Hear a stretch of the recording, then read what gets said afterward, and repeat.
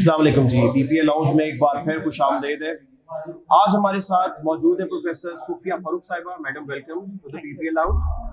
And first of all, congratulations on having a very successful symposium, PPA Bhagalpur, right over here at QAMC Bhagalpur.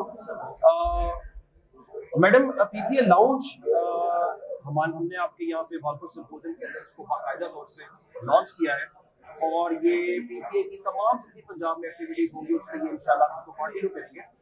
सो इस inauguration के मौके के ऊपर मैं चाहूंगा कि पीपीए के मुताल्लिक आपके कुछ व्यूज जो आप व्यूअर्स के साथ शेयर करना चाहें। I think it's a wonderful initiative by the Pakistan Paediatric Association, especially the Punjab chapter which we had here. The organizers, especially Professor Amin Malik Saab, deserves special accolade for holding this seminar here at Qajar Medical Bhagalpur.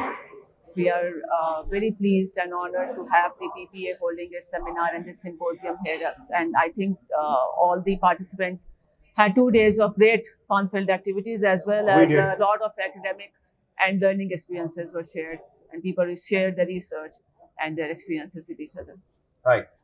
Madam, आपका जो काम है वो retinopathy of prematurity के ऊपर specifically speaking, तो हमें जरा थोड़ा सा अवेयरनेस चाहिए होगी। इस फोरम से हम पब्लिक तक पहुंचना चाहेंगे और इवन जो हमारे अपकमिंग पीडियाट्रिशियंस हैं कि when should we do the timely referrals और हम उसको इंडेक्स ऑफ सस्पिशन कितना हाई रखते हुए कैसे स्क्रीन करें और कैसे पर्टिनेंट प्रोफेशनल तक पहुंचाएं और पब्लिक के लिए कि वो अपने प्राइमरी हेल्थ केयर फिजिशियन के पास कैसे पहुंचे।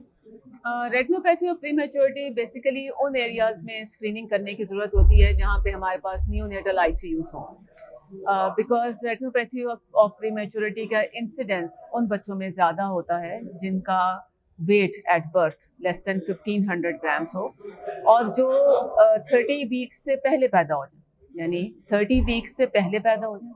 नॉर्मल बच्चे 40 वीक्स पे होते हैं, 38 to 40 वीक्स, और ये 30 वीक्स से पहले हो जाते हैं। और दूसरी बात, उनका बर्थ वेट जो है वो लो होता है। और जो तीसरी बहुत इंपॉर्टेंट कॉम्पोनेंट है वो है ऑक्सीजन थेरेपी।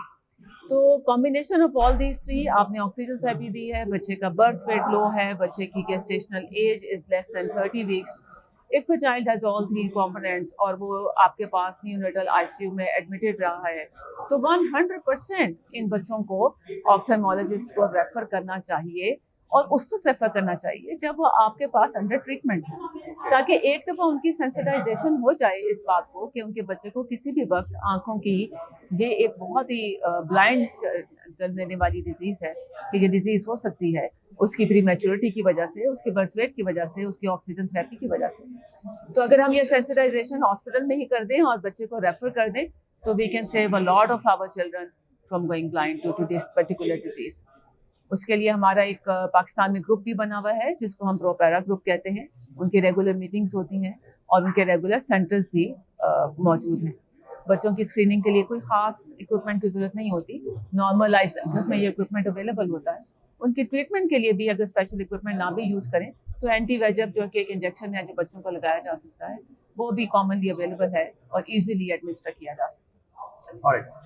मैडम, ये जो सेंटर्स का आपने नाम लिया जो स्पेसिफिकली केटर करते हैं रेटिनोपैथी प्रीमेच्योरिटी को, ये पंजाब में कहाँ पे मौजूद है? पंजाब में लाहौर में 5-6 सेंटर्स हैं हमारे पास, जनरल में है, मियो में है और फैसलाबाद में है, पिंडी और इस्लामाबाद में 2 सेंटर्स हैं हमारे पास।